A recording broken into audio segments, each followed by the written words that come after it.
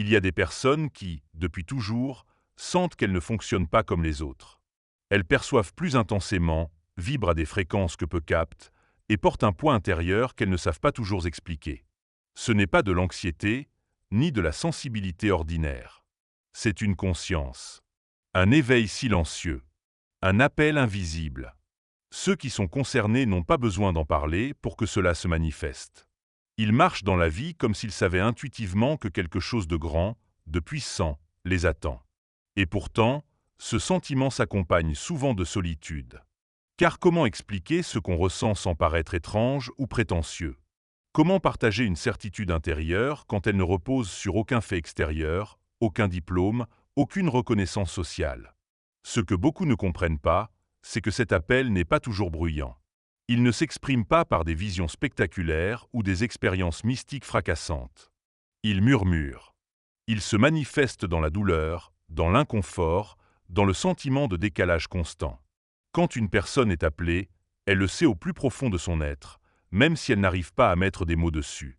Et ce savoir la pousse à chercher plus, à ne jamais se contenter de la surface, à poser des questions que les autres évitent, à poursuivre des vérités que beaucoup trouvent trop exigeantes. C'est une faim intérieure qui ne se calme jamais vraiment. Une soif de sens, de profondeur, de connexion divine.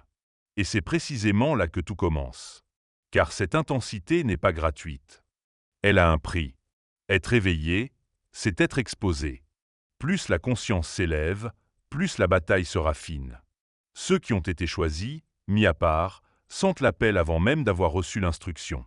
Et c'est cela qui est déroutant, être interpellé sans mode d'emploi, ressentir sans comprendre, être attiré par Dieu sans savoir comment le suivre pleinement. Et ce paradoxe crée une tension intérieure. Le monde vous tire dans un sens, votre âme dans un autre. Vous avez l'impression d'être à la fois ici et ailleurs, d'appartenir à ce monde, mais d'en attendre un autre. Vous vivez une double existence.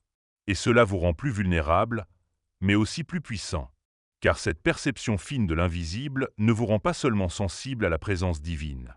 Elle vous rend aussi conscient de la guerre spirituelle. Vous ressentez plus fortement les tensions, les atmosphères, les distractions. Là où d'autres passent à côté, vous êtes touché en profondeur. Et c'est pour cela que le combat intérieur est si intense. Beaucoup d'élus se demandent pourquoi ils tombent alors qu'ils aiment Dieu. Pourquoi ils luttent alors qu'ils sont sincères? Pourquoi ils ressentent des tentations si violentes alors qu'ils cherchent la sainteté? La réponse tient en une vérité profonde. Plus vous êtes appelé à porter, plus la pression sera grande. Ce n'est pas une punition. C'est une préparation. Un raffinement. Comme l'or dans la fournaise, vous êtes chauffé pour être purifié. Le feu n'est pas là pour vous détruire, mais pour révéler ce qui est précieux en vous. L'appel que vous portez est si grand qu'il nécessite une force que vous n'imaginez pas encore. Et cette force ne s'acquiert pas dans la facilité, mais dans l'épreuve. C'est dans la tension entre votre faiblesse apparente et votre puissance réelle que Dieu façonne ce que vous devez devenir. Il permet que vous ressentiez si fort pour que vous compreniez si profondément. Il vous rend sensible pour que vous puissiez consoler, guérir, transformer. Ce que vous percevez n'est pas un fardeau, c'est une mission en gestation. Mais pour porter cette mission, il faut d'abord comprendre ce qu'elle implique. Elle demande du courage, de l'humilité, de la persévérance, et surtout, une dépendance totale à Dieu. Car vous ne pouvez pas vous en sortir par vous-même. Ce que vous ressentez, vous ne pouvez pas le rationaliser, ni l'annuler. Vous ne pouvez que le traverser en vous accrochant à celui qui vous a appelé. Alors si tu te reconnais dans ces mots, sache ceci, tu n'es pas fou, tu n'es pas faible, tu n'es pas trop sensible. Tu es appelé. Et cet appel te transforme. Il te pousse dans des profondeurs que d'autres n'atteindront jamais. Il te prépare à porter une lumière que beaucoup ne comprendront pas. Et même si aujourd'hui tu ne vois pas encore clairement le chemin, chaque pas que tu fais, chaque lutte que tu vis, chaque larme que tu verses t'en rapproche. Ton appel est réel. Et il commence là, dans ton cœur, dans ce frémissement discret, dans cette conscience aiguisée, dans cette voix douce qui te dit « il y a plus ». Écoute-la, suis-la, et tu verras ce que signifie réellement être mis à part. Il existe une tentation qui ne hurle pas, qui ne se montre pas. Elle ne se présente pas dans le vacarme du monde, mais dans les coins reculés du silence intérieur. Elle n'arrive pas avec des cloches et des tambours, elle s'infiltre doucement, subtilement, quand tout semble calme, paisible.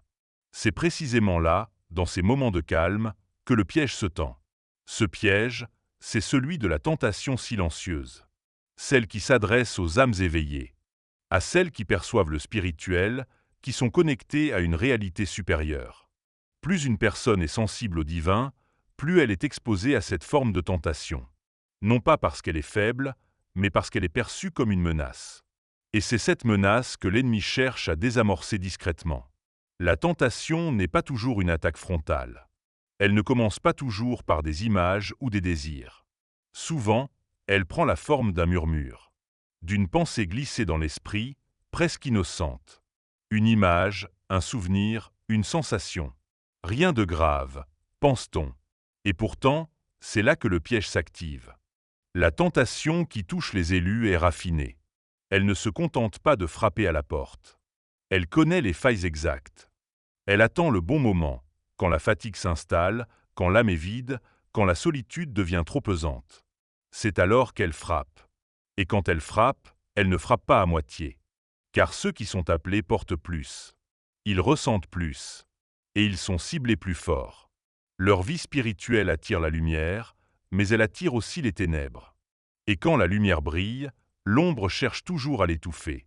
C'est pour cela que la tentation chez les éveillés n'est pas anodine. Elle est stratégique. Elle ne vise pas seulement à faire chuter. Elle vise à affaiblir, à détourner, à retarder, à rendre moins clairvoyant. Elle agit comme un brouillard. Elle ne détruit pas tout d'un coup, elle obscurcit la vision. Elle déstabilise les fondations. Elle fait douter de l'appel. Elle détourne l'attention du but. Beaucoup de personnes appelées vivent une tension intérieure constante. Une partie d'eux aspire à Dieu, à la pureté, à l'élévation, pendant qu'une autre partie ressent une pression invisible, une envie inexpliquée de s'abandonner, ne serait-ce qu'un instant, à quelque chose qui semble offrir du soulagement. Ce n'est pas la volonté qui est absente. C'est le combat qui est trop silencieux pour être reconnu. Et c'est là le danger. La discrétion de la tentation en fait une arme redoutable. Car ce qu'on ne voit pas, on ne combat pas. Ce qu'on n'identifie pas comme une attaque, on laisse grandir. Et quand enfin on prend conscience de sa présence, elle a déjà tissé des liens, enfoncé ses racines, pris position. Cette tentation ne se nourrit pas de l'instant. Elle se nourrit de la négligence, du relâchement spirituel, des moments où l'on croit être à l'abri, des instants où l'on baisse la garde. Et plus la personne est spirituellement élevée, plus cette garde est difficile à maintenir en permanence. Parce qu'on se fatigue, parce qu'on est humain, et parce que parfois, on ne veut plus se battre. C'est là que surgit la tentation, déguisée. Elle n'a pas toujours l'air mauvaise. Elle ne dit pas « détruis-toi ». Elle dit « repose-toi, soulage-toi, personne ne saura ». Elle adopte un langage doux, adapté, séduisant. Et parce qu'on est épuisé, parce qu'on est isolé, on baisse la tête. Juste une fois. Juste un moment. Mais ce moment a un prix. Parce qu'il ouvre une brèche. Une fissure dans l'armure. Et c'est par là que tout commence. Non pas parce qu'on est faible, mais parce que la guerre est silencieuse. Et les guerres silencieuses font les blessures les plus profondes. Elles s'installent sans prévenir. Et elles prennent de la place. La luxure, dans ce contexte, devient plus qu'un désir. Elle devient une échappatoire. Un refuge illusoire. Un baume momentané. Et c'est cela qui la rend si dangereuse. Elle promet du réconfort, et elle livre de la honte. Elle promet de combler, mais elle vide. Elle promet d'apaiser, mais elle tourmente. Le piège ne réside pas seulement dans l'acte. Il est dans le mensonge qui le précède, tu peux gérer ça tout seul. Et ce mensonge est puissant, surtout chez ceux qui ont un appel. Car plus on est perçu comme fort, moins on ose demander de l'aide. Et plus on garde le silence, plus on devient vulnérable. Alors que faire? La première étape, c'est de reconnaître que la tentation est réelle. Qu'elle n'est pas un signe de faiblesse, mais une preuve que quelque chose en vous dérange les ténèbres. Ensuite, il faut sortir de l'ombre. Mettre des mots sur la bataille. Oser l'exposer. Refuser le secret. Parce que tant que la tentation reste dans le secret, elle garde son pouvoir. Mais dès l'instant où elle est nommée, elle commence à perdre pied. La lumière ne combat pas l'ombre en la frappant. Elle la dissipe simplement en se montrant. Si tu es de ceux qui ressentent cette lutte silencieuse, comprends ceci, tu n'es pas en train de perdre. Tu es en train d'être affûté. Tu n'es pas abandonné. Tu es affermi. Tu n'es pas brisé. Tu es formé. Et si tu reconnais la voix du mensonge, si tu refuses d'y céder, même dans le silence, alors tu gagnes une bataille que l'ennemi voulait te voir perdre dans l'ombre. Tu n'es pas seul. Et tu n'es pas sans armes. Car même dans le silence, même dans la solitude, la vérité demeure. Tu es appelé, et ce qui t'attaque si subtilement est une preuve que ton impact spirituel est redouté. La sensibilité spirituelle est l'un des plus grands cadeaux que l'on puisse recevoir. Mais ce don, aussi précieux soit-il, est une lame à double tranchant. Il éclaire, mais il expose. Il élève, mais il isole. Il rend capable de discerner le divin, mais aussi de ressentir la présence de l'ennemi avec une intensité que peu peuvent comprendre. Être spirituellement sensible, c'est vivre dans un monde que les autres ne voient pas. C'est percevoir des choses que personne ne mentionne, sentir des mouvements dans l'atmosphère sans qu'aucun mot ne soit prononcé. C'est être constamment à l'écoute d'une voix qui ne parle pas à l'oreille, mais au cœur. Et cette écoute devient une manière de vivre, une manière d'exister, ce dont n'est pas toujours volontaire. Il est là, inné, parfois depuis l'enfance. Un regard, une ambiance, un silence suffisent pour capter ce que d'autres ignorent. Et cela peut sembler mystique, voire impressionnant. Mais dans la réalité, cela peut être lourd. Parce que tout devient plus intense. Les joies, les douleurs, les trahisons, les attentes. Rien n'est neutre. Cette acuité émotionnelle et spirituelle est souvent mal comprise. Certains vous diront que vous êtes trop sensible, que vous dramatisez, que vous voyez le mal partout. Mais ce n'est pas une question de paranoïa. C'est une question de perception.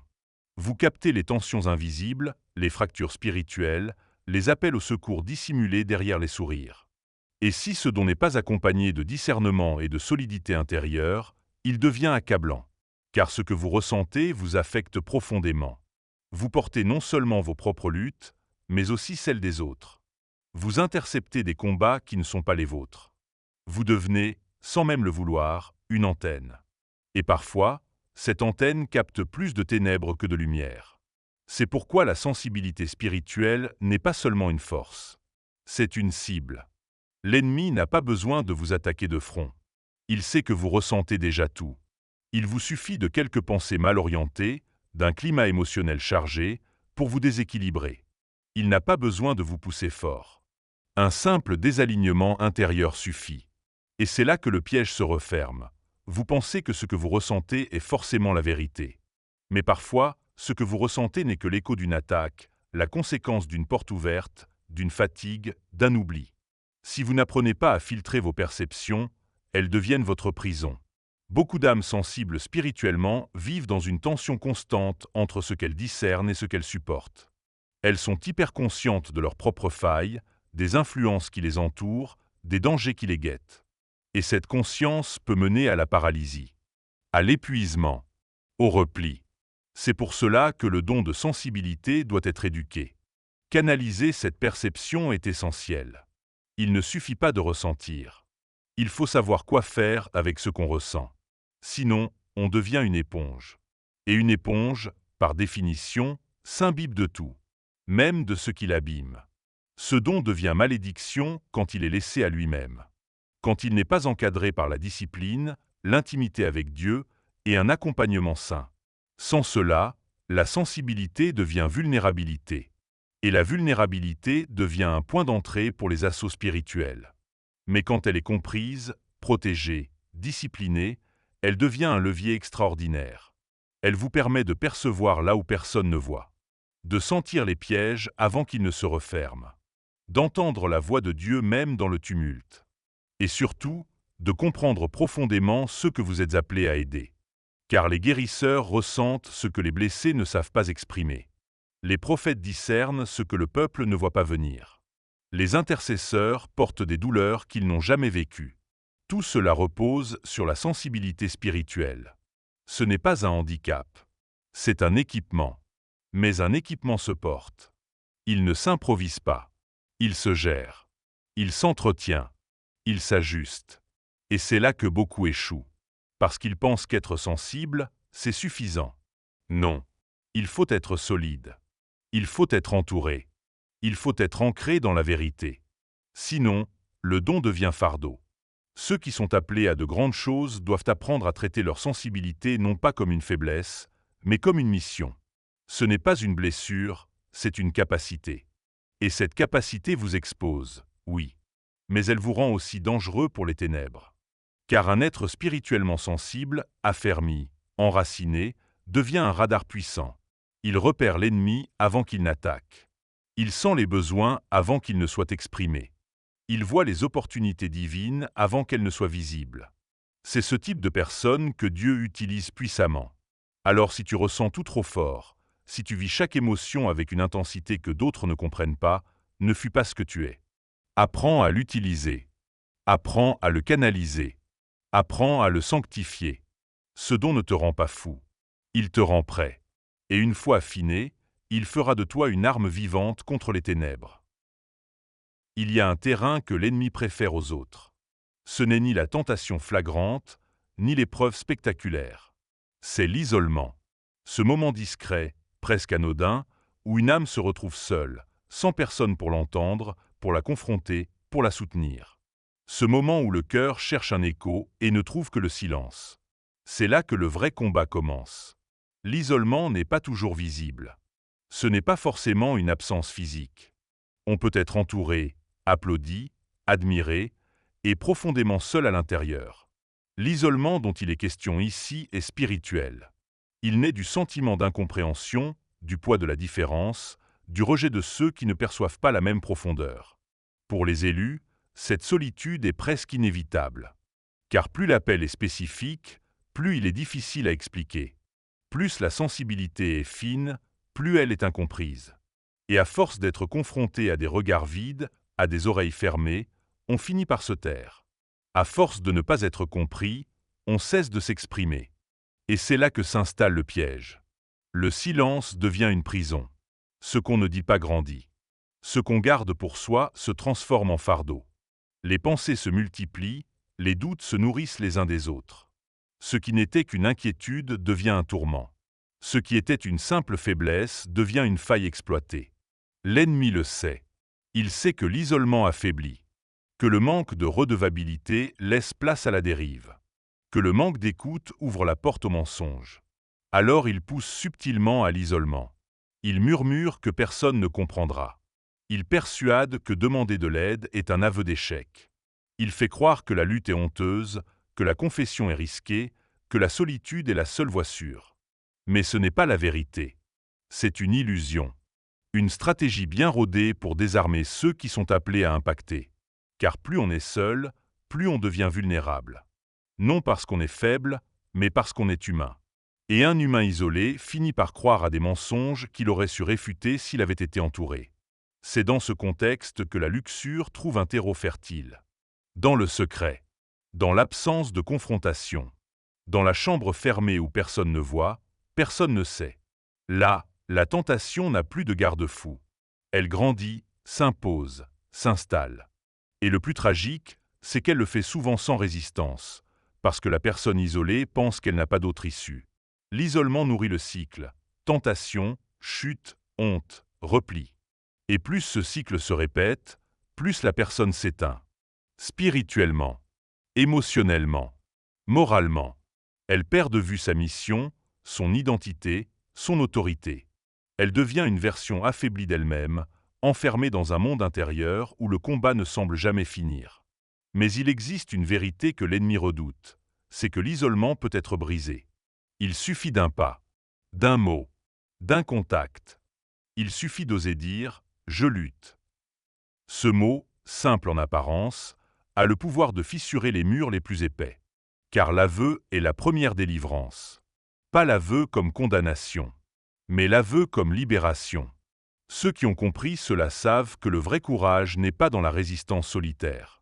Il est dans la vulnérabilité partagée, dans le fait d'accepter l'aide, de chercher le soutien, de bâtir des relations où l'on peut être transparent sans être jugé, où l'on peut être confronté avec amour, où l'on peut être ramené à la vérité quand on s'en éloigne. Ce type de relation est rare. Mais il est vital. Parce que personne ne gagne une guerre seul. Pas même les élus. Surtout pas eux. Leur mission est trop importante, leur poids trop lourd, leur influence trop grande pour qu'ils portent cela seuls. Ils ont besoin d'alliés. Pas juste de compagnons de prière, mais de gardiens. Des veilleurs. Des personnes capables de les rappeler à leur identité quand eux-mêmes l'oublient. L'isolement spirituel n'est pas une fatalité. C'est une saison, un piège, un désert. Mais il peut être traversé, et même transformé. Car dans ce désert, Dieu parle. Il révèle. Il ajuste. Et il prépare. Mais pour entendre, il faut rester connecté. Connecté à lui, mais aussi à d'autres. À ceux qu'il place sur notre chemin comme des repères, des appuis, des échos. Si tu te reconnais dans cette solitude, dans cette impression que personne ne voit ce que tu vis, sache ceci, tu n'es pas seul. Tu ne l'as jamais été. Et tu n'as pas à rester silencieux. Parle. Ose. Tends la main. Il y a des personnes qui comprennent, qui ne te jugeront pas, qui t'aideront à te relever. Car le vrai combat de l'isolement n'est pas l'absence des autres. C'est le refus de demander de l'aide. Et ce combat, tu peux le gagner. Un pas à la fois. Une parole à la fois. Un lien à la fois. Jusqu'à ce que la solitude devienne un souvenir et que la communauté devienne ta force. L'ennemi ne cherche pas toujours à détruire brutalement. Il sait que certains élus sont trop enracinés pour être démolis en une seule attaque. Alors il change de méthode. Il troque la brutalité contre la subtilité. Il ne frappe pas, il détourne. Et dans ce détournement réside l'un de ses pièges les plus efficaces, la distraction. Il sait qu'un cœur focalisé est une menace. Qu'un esprit aligné avec Dieu devient une force de transformation. Il sait qu'un élu qui marche dans son appel est inarrêtable. Alors il n'essaie pas de le stopper d'un coup. Il le détourne, un pas à la fois, un degré après l'autre. Et ce déplacement, imperceptible au début, devient, sur le long terme, une vraie déviation de destinée. La distraction commence toujours par quelque chose de simple. Une notification, une activité plaisante, une opportunité flatteuse, quelque chose qui semble juste ou du moins inoffensif. Mais petit à petit, ce juste devient prioritaire. Il prend du temps, de l'espace, de l'attention, et sans même s'en rendre compte, l'âme cesse de fixer le ciel. Ceux qui sont appelés à plus ont besoin d'un niveau de concentration plus profond. Mais c'est aussi là que le piège se tend, car le monde autour d'eux leur envoie 1000 signaux. Sois productif, sois disponible, sois connecté, sois visible. Et à force d'être tout cela, ils cessent d'être centrés. Le cœur devient dispersé, l'âme fragmentée. Et cela n'a rien d'évident, parce que dans le fond, tout ce qu'ils font semble bon. Répondre aux gens, s'impliquer dans des projets, gérer les besoins, écouter, servir, produire. Mais un jour, ils se lèvent avec une étrange sensation. Ils sont pleins, mais vides. Occupés, mais inefficaces. Actifs, mais loin de leur mission. C'est là que l'ennemi applaudit. Pas parce qu'ils ont péché, mais parce qu'ils ont perdu de vue l'essentiel. Ils ont échangé la puissance contre la performance, l'intimité contre l'activité, l'alignement contre l'épuisement. Ils font tout sauf ce qu'ils ont été appelés à faire. Et c'est là que la vraie question doit émerger. Ce que je fais chaque jour, est-ce en train de nourrir mon appel ou de le voler? Parce que si l'ennemi ne peut pas détruire l'élu, il fera tout pour l'épuiser. Et rien n'épuise plus sûrement qu'une vie remplie, mais vide de sens. La distraction n'est pas toujours bruyante. Elle peut être douce, silencieuse, agréable. Elle peut même sembler spirituelle. Mais si elle t'éloigne de ta source, de ta mission, de ta voie intérieure, alors elle devient un piège. Car ce qui n'est pas envoyé par Dieu finit toujours par t'éloigner de lui. C'est pourquoi il faut du discernement, de la lucidité, et surtout du silence. Car dans le silence, Dieu révèle ce que le bruit masque.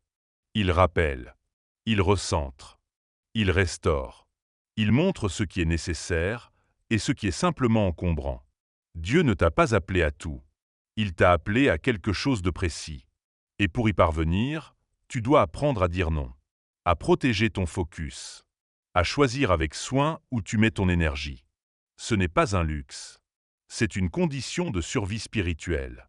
Si tu sens que tu cours dans tous les sens, que tu réponds à tout sauf à ton appel, il est temps de faire une pause. De respirer. De demander « Seigneur, est-ce que je fais encore ce que tu m'as demandé de faire ?» Et s'il répond non, ce n'est pas une condamnation. C'est une invitation à revenir. Parce qu'aussi loin que tu sois parti, tu peux toujours revenir. La distraction t'a peut-être ralenti, mais elle ne t'a pas détruit. Et aujourd'hui, tu peux choisir. Revenir à l'essentiel. Revenir à ta voix. Revenir à ton feu. Car un élu concentré est une arme. Et l'ennemi le sait. La plupart des gens pensent que la tentation est un problème de volonté, qu'il suffit d'être fort pour résister, de prier plus fort, d'être plus discipliné. Mais ce que beaucoup ne réalisent pas, c'est que la luxure ne s'enracine pas simplement dans le désir. Elle puise sa force dans les blessures, dans ces endroits intérieurs que personne ne voit. Ces zones non guéries que même les prières les plus ferventes ignorent parfois. Derrière chaque tentation persistante, il y a souvent une douleur ancienne. Une faille affective, un vide émotionnel, une histoire non digérée. La luxure, dans ces cas-là, n'est pas un simple élan charnel. C'est une échappatoire, un moyen détourné de soulager une souffrance profonde. Et pour les élus, ces blessures sont souvent plus anciennes, plus profondes, plus silencieuses. Beaucoup ont grandi en se sentant différents, mis à l'écart, incompris, pas parce qu'on leur a dit qu'ils étaient étranges, mais parce qu'ils ont toujours senti qu'ils voyaient les choses autrement. Et ce décalage constant a engendré du rejet, une forme d'exclusion subtile, une solitude de l'âme. Ce sont ces expériences précoces qui ont ouvert des portes. La blessure de rejet est l'une des plus puissantes. Elle imprime dans le cœur une fausse croyance « je ne suis pas digne d'être aimé ». Et cette croyance, si elle n'est pas confrontée, devient une base, une racine toxique. Et la luxure, sous ses apparences séduisantes, vient y poser ses promesses. Je vais te faire sentir aimé. Mais c'est un mensonge. Elle offre un instant de soulagement, puis laisse un vide encore plus grand. Il y a aussi la blessure de l'abandon. Cette peur de ne pas compter, d'être oublié, d'être seul. Ceux qui ont connu l'instabilité, le manque de sécurité émotionnelle, développent souvent une hypersensibilité. Et cette sensibilité, si elle n'est pas nourrie par des relations saines, peut facilement être exploitée. Car la luxure, encore une fois, vient promettre la présence, mais ne livre que l'illusion. Et puis il y a la honte.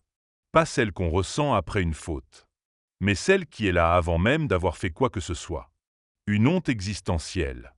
Un sentiment d'être trop ou pas assez. Trop intense. Trop compliqué. Pas assez bon.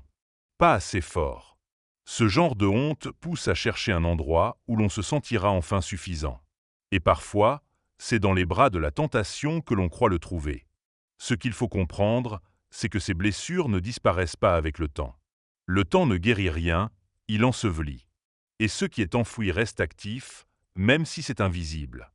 Il façonne nos réactions, nos choix, nos vulnérabilités. Tant que ces blessures ne sont pas guéries, elles restent des portes ouvertes. Des accès directs pour l'ennemi. Voilà pourquoi certains élus, malgré leur zèle, leurs prières, leurs connaissances spirituelles, continuent de tomber. Parce qu'ils traitent le symptôme sans guérir la racine. Parce qu'ils luttent contre la luxure, mais ignorent la blessure qui la nourrit. Et tant que cette blessure n'est pas exposée, comprise, restaurée, la tentation restera forte. Mais il y a une bonne nouvelle. Ce qui est révélé peut être guéri. Ce qui est mis en lumière peut être restauré. Dieu n'attend pas que tu sois parfait pour te guérir. Il attend que tu sois vrai, que tu acceptes de dire « Seigneur, voici la vraie douleur. Voici l'origine. Voici le cri que je n'ai jamais osé exprimer. » La guérison commence toujours par la vérité, par l'honnêteté brute, par ce moment où tu reconnais que tu ne veux pas juste arrêter un comportement, mais guérir un besoin profond. Et cette prière-là, Dieu l'écoute toujours. Parce que Dieu ne guérit pas les apparences. Il guérit la racine. Il t'emmènera là où tu n'as jamais osé aller. Dans les souvenirs enfouis, les émotions refoulées, les déceptions non digérées. Il ne le fera pas pour t'accuser, mais pour t'en libérer. Il veut que tu comprennes que ta lutte n'est pas ta honte, mais ton terrain de victoire. que ta douleur peut devenir ta force, que ton passé, aussi brisé soit-il, peut devenir un message d'espoir. Car une fois guéri, tu n'es plus à la merci de la tentation. Tu n'as plus besoin de faux refuges. Tu n'es plus en quête de preuves d'amour. Tu sais que tu es aimé, choisi, restauré. Et cette sécurité intérieure change tout. Tu deviens libre. Non parce que la tentation disparaît, mais parce qu'elle ne trouve plus rien à exploiter. Voilà pourquoi il est vital de guérir. Non seulement pour toi, mais pour ceux que tu es appelé à toucher. Car un élu guéri devient une fontaine. Un canal de restauration pour d'autres. Ce que tu as traversé n'était pas vain. C'était une école. Une préparation. Et la guérison que tu expérimentes deviendra la clé de la libération de beaucoup. La luxure promet le plaisir. Elle chuchote qu'elle va apaiser, qu'elle va combler, qu'elle va faire disparaître, le temps d'un instant, ce vide intérieur, cette fatigue, cette tension. Et sur le moment, c'est vrai. Il y a un frisson, un soulagement, une forme d'euphorie. Mais ce que la luxure ne dit jamais, c'est ce qu'elle laisse derrière elle. Elle ne parle pas de ce goût amer une fois l'acte passé. Elle ne prévient pas que le plaisir ne dure que quelques minutes, alors que la honte, elle, peut s'installer pour des jours, des semaines, des années. Elle ne dit pas qu'elle viendra avec une facture invisible, mais très réelle, celle de la culpabilité, du repli, de la perte d'estime. C'est là que réside son piège le plus cruel. Elle vend une illusion pour un prix beaucoup trop élevé. Et ceux qui tombent dans ce cycle, encore et encore, finissent par se croire irrécupérables. Ils se disent qu'ils sont faibles, sales, hypocrites. Ils s'éloignent de Dieu non pas parce qu'ils ne l'aiment plus, mais parce qu'ils pensent qu'ils ne le méritent plus. Et c'est exactement ce que l'ennemi veut. Pas juste que tu cèdes à la tentation, mais que tu sois écrasé par la honte qui suit, que tu perdes confiance, que tu abandonnes ta mission, que tu crois que tu n'as plus le droit d'avoir de l'impact. Il ne vise pas juste une chute. Il vise ta destruction intérieure. La honte est plus dangereuse que la faute, parce qu'elle t'empêche de te relever. Elle t'enferme dans une identité mensongère. Tu n'es plus celui qui a trébuché. Tu deviens, dans ton esprit, celui qui est incapable d'être libre.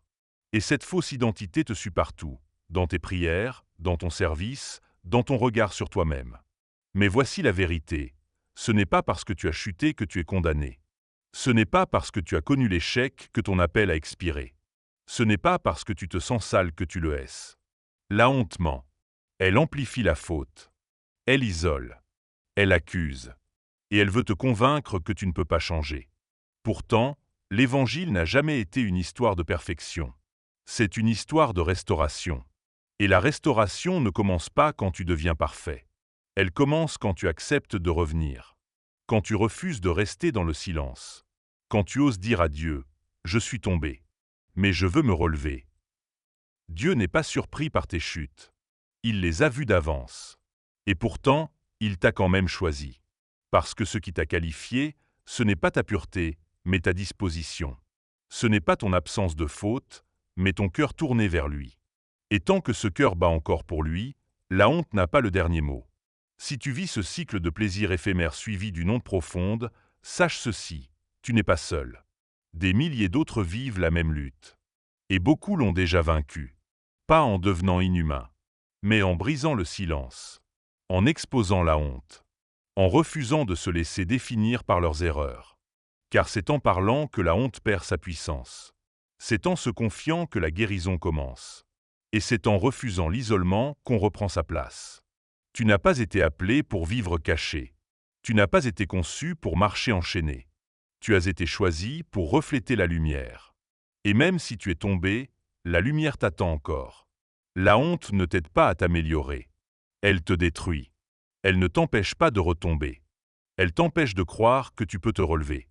Et la seule manière de la vaincre, c'est de regarder la vérité en face. Tu es tombé, oui. Mais tu es encore debout. Tu respires. Tu veux changer. Et cela suffit pour commencer. Alors ne laisse plus la honte parler à ta place. Ne lui donne plus le micro de ton cœur. Reprends ta voix. Redresse-toi. Et marche à nouveau. Non pas parce que tu es parfait, mais parce que tu es pardonné. Et celui qui est pardonné est libre. Il y a un mur invisible que beaucoup ne franchissent jamais, celui du silence. Pas le silence noble, celui du recueillement ou de la prière. Mais le silence lourd. Celui qui pèse sur les épaules. Celui qu'on garde par peur d'être jugé, rejeté, incompris.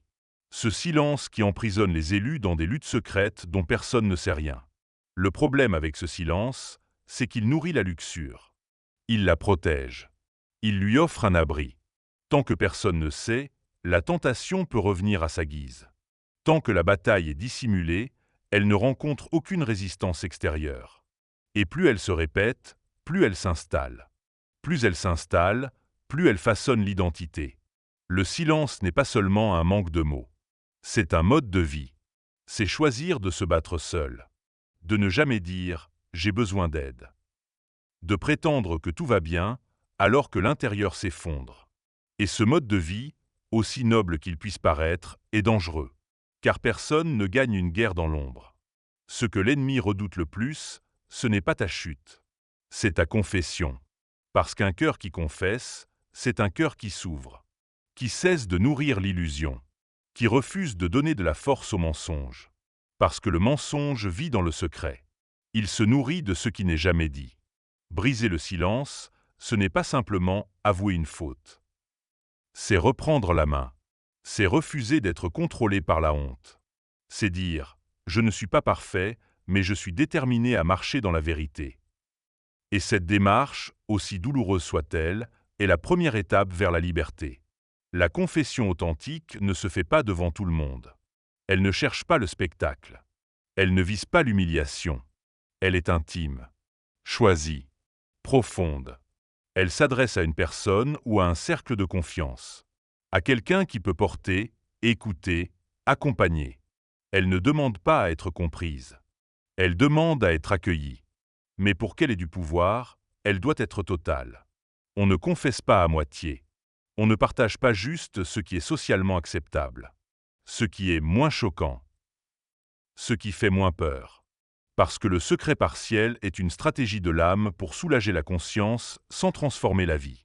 Tant qu'on garde une partie dans l'ombre, le pouvoir du péché demeure. C'est seulement quand tout est mis en lumière que le cycle peut être brisé. Pas pour satisfaire une exigence divine, mais parce que l'ennemi n'a plus d'espace pour s'accrocher. Il n'y a plus de zone obscure où il peut se cacher. Mais cette transparence exige du courage. Il faut affronter le regard de l'autre. Il faut exposer sa vulnérabilité. Il faut risquer le rejet. Et c'est pour cela que beaucoup ne franchissent jamais cette étape. Ils préfèrent vivre avec la culpabilité plutôt qu'oser vivre la liberté. Ce qu'ils ne savent pas, c'est qu'ils ne sont pas seuls. Qu'il y a d'autres élus, d'autres guerriers, d'autres leaders qui ont traversé les mêmes ténèbres, qui ont fait face aux mêmes pièges, et qui ont choisi de parler, de dire, de demander de l'aide. Et c'est cette confession qui les a sauvés. La confession n'est pas un signe de faiblesse. C'est un acte de guerre. C'est une déclaration. Je refuse de laisser la honte dicter ma vie. Je refuse de laisser le silence m'emprisonner. C'est le cri du cœur qui choisit la lumière, même quand elle brûle, même quand elle effraie. Et ce cri n'est jamais ignoré. Parce que Dieu résiste aux orgueilleux, mais il donne sa grâce aux humbles. Il ne méprise pas un cœur brisé. Il ne repousse pas celui qui reconnaît sa fragilité. Au contraire, il se penche. Il restaure. Il guérit. Il élève. Mais cette élévation commence toujours par une descente. Celle de l'orgueil, celle du contrôle, celle des apparences. Il faut accepter de ne plus jouer un rôle. De ne plus faire semblant. De ne plus cacher. Parce que ce qu'on cache nous contrôle. Mais ce qu'on confesse nous libère. Si tu ressens le poids du silence, si tu vis une bataille intérieure que personne ne connaît, c'est le moment de parler. Pas à n'importe qui, mais à quelqu'un de sûr. Quelqu'un qui s'est écouté sans condamner. Quelqu'un qui connaît le combat et la grâce. Quelqu'un qui t'aidera à ne plus lutter seul. Tu n'as pas été créé pour survivre en cachette. Tu as été appelé à vivre en pleine lumière. Et cette lumière commence avec un mot. Une phrase. Un aveu. Ce n'est pas une chute. C'est une ascension. Vers une vie plus vraie. Plus libre. Plus puissante. Il y a une différence entre la force humaine et la puissance de l'esprit. La force humaine peut résister un temps, elle peut faire preuve de discipline, elle peut retarder une chute. mais elle reste limitée, fatigable, inconstante, alors que la puissance de l'esprit, elle, transforme. Elle libère. Elle restaure à la racine. Tant que tu comptes sur ta propre force pour être libre, tu resteras dans un cycle de victoires temporaires et de rechute. Parce que ta chair n'est pas ton allié. Elle se fatigue. Elle doute. Elle craque. Mais l'esprit, lui, renouvelle. L'esprit ne faiblit pas. Il est source inépuisable de vie, de sagesse, de feu. La véritable liberté commence quand tu cesses de vouloir te changer toi-même et que tu invites l'esprit à le faire. Quand tu reconnais que tu n'as pas juste besoin d'aide, tu as besoin de transformation. Tu n'as pas juste besoin de motivation, tu as besoin d'une nouvelle nature. Et c'est exactement ce que l'Esprit de Dieu fait. Il ne te donne pas seulement la force de dire non. Il change ton désir. Il modifie ce que tu trouves attirant. Il remplace le besoin de luxure par une passion plus grande, celle de sa présence. Ce n'est pas une lutte psychologique. C'est une œuvre spirituelle. Ce que la loi n'a pas pu faire, ce que les règles religieuses n'ont jamais accompli, l'Esprit le fait dans un cœur disposé. Il ne travaille pas en surface. Il va au plus profond. Il révèle les racines. Il coupe ce qui doit l'être. Il brûle ce qui pollue. Et ensuite, il restaure. Mais pour cela, il faut une ouverture totale.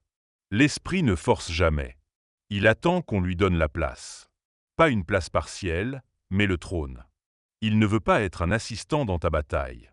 Il veut être le roi. Et là où il règne, la liberté suit. La Bible dit, là où est l'Esprit du Seigneur, là est la liberté. Ce n'est pas une métaphore. C'est une réalité spirituelle. La présence du Saint-Esprit dans une vie crée un environnement hostile à la luxure. Elle impose une atmosphère de sainteté, de feu, de conviction. Quand l'Esprit est actif en toi, tu n'as pas besoin de fuir la tentation en panique. Tu discernes les signaux avant même qu'ils deviennent des pièges. Tu senses les attaques spirituelles dans l'atmosphère. Tu anticipes les failles. Tu ne marches plus aveuglément. Tu es guidé. Et plus tu nourris cette présence, plus ta liberté devient naturelle. Ce n'est plus une performance. C'est une conséquence. Ce n'est plus un effort. C'est une expression de ta nouvelle nature. Ce n'est pas toi qui force, c'est l'Esprit qui rayonne. Mais cela demande une intimité, une relation constante. Pas juste une prière occasionnelle. Une communion profonde. Une sensibilité accrue. Parce que l'Esprit est une personne. Et plus tu le connais, plus il te transforme. Pas en un instant, mais progressivement. Jour après jour. Gloire après gloire. Il y a des chaînes qui tombent d'un coup. Mais il y en a d'autres qui se desserrent avec le temps. Ce n'est pas un manque de puissance. C'est une pédagogie divine. Parce que parfois, Dieu ne veut pas juste te libérer. Il veut t'enseigner la liberté. Il veut t'apprendre à marcher avec lui, pas seulement à recevoir de lui. Alors si tu luttes encore, ne pense pas que l'Esprit t'a abandonné. Il est là. Il travaille. Il façonne. Même si tu ne vois pas encore le fruit, la racine est en train de changer. Et bientôt, ce qui t'enchaînait deviendra ton témoignage. Ce qui te détruisait deviendra ta force. Tu n'as pas été appelé à survivre en essayant d'éviter le péché. Tu as été destiné à régner, à marcher en autorité, à vivre dans la joie de l'obéissance. Et cela est possible. Pas par tes propres moyens, mais par la puissance de l'Esprit. Alors ouvre-lui la porte. Donne-lui tout. Laisse-le prendre la place du combat. Et tu verras, la liberté n'est pas un rêve lointain. Elle est une promesse, accessible, dès maintenant. Il y a un moment où tout bascule. Où tu n'es plus défini par tes luttes passées, mais par ta restauration. Où ce que tu as traversé ne te colle plus à la peau, mais devient un témoignage vivant. C'est là que commence une nouvelle saison. Pas une saison parfaite, mais une saison réelle, alignée, intègre. Marcher dans l'intégrité restaurée, ce n'est pas ne plus jamais tomber. C'est refuser de revenir aux anciens schémas. C'est savoir ce que tu vaux, non parce que tu es fort, mais parce que tu es relevé. C'est avancer chaque jour avec conscience, avec paix, avec une force tranquille que rien ne peut voler. L'intégrité, ce n'est pas seulement la pureté sexuelle. C'est l'alignement du cœur, de l'esprit, des actions. C'est dire ce que tu penses, faire ce que tu dis, vivre ce que tu crois. c'est une cohérence profonde. Une paix intérieure qui devient une autorité naturelle. Tu ne forces rien. Tu rayonnes ce que tu es devenu. Et ce que tu es devenu, c'est précieux. Tu as traversé les ténèbres. Tu as combattu des géants intérieurs. Tu as affronté le silence, la honte, les rechutes, les désillusions. Et tu es encore là. Debout. Pas parce que tu es parfait, mais parce que tu as choisi de ne pas abandonner. Ce choix-là, jour après jour, a façonné en toi une intégrité réelle. Pas une façade religieuse. Une vérité profonde. Une transformation durable. Et cette transformation ne sert pas qu'à toi. Elle est le début d'un appel plus grand. Car les cœurs restaurés deviennent des refuges pour les briser. Tu ne marches plus pour prouver. Tu marches pour inspirer. Tu ne vis plus pour cacher. Tu vis pour éclairer. Tu ne parles plus pour convaincre. Tu parles pour libérer. Ce que tu portes est rare, puissant, authentique. Et c'est ce qui fera la différence. Mais cette nouvelle saison demande de la vigilance. Car l'ancien toi tentera parfois de revenir. L'ennemi testera ta stabilité. Le passé frappera à la porte. Pas pour t'écraser, mais pour vérifier si tu es bien enraciné. Et chaque fois que cela arrive, rappelle-toi, tu n'es plus cette personne. Tu as été restauré. Tu as été lavé. Tu as été repositionné. Et ta vie est désormais un témoignage vivant de ce que Dieu peut faire avec un cœur brisé mais disponible. Tu es la preuve que la restauration est réelle, que la liberté est possible, que l'intégrité est atteignable. Alors marche avec assurance. Ne regarde plus en arrière. Ne vis plus dans le regret. Ce qui devait mourir est mort. Ce qui devait renaître est vivant. Et maintenant, c'est à toi de marcher, de construire, de transmettre. Fais-le avec humilité, avec gratitude, avec une foi solide. Parce que ta saison de restauration n'est pas une fin. C'est un commencement, un nouveau chapitre, un appel renouvelé. Et tu n'es pas seul pour le vivre. L'Esprit est avec toi. Il t'équipe. Il t'ouvre des portes. Il t'emmène là où tu ne pensais jamais aller. Ta nouvelle saison sera marquée par des relations saines, des choix éclairés, des victoires réelles. Pas parce que tout sera facile, mais parce que tu sauras qui tu es. Et ce que tu es est puissant. Alors lève-toi. Avance. Libère ceux qui, comme toi, attendent une parole de vérité. Ne garde pas ton témoignage. Partage-le. Parce que ce que Dieu fait en toi est aussi pour les autres. Et rappelle-toi, ton intégrité n'est pas une performance. C'est une présence. Celle de Dieu en toi. Et cette présence change tout.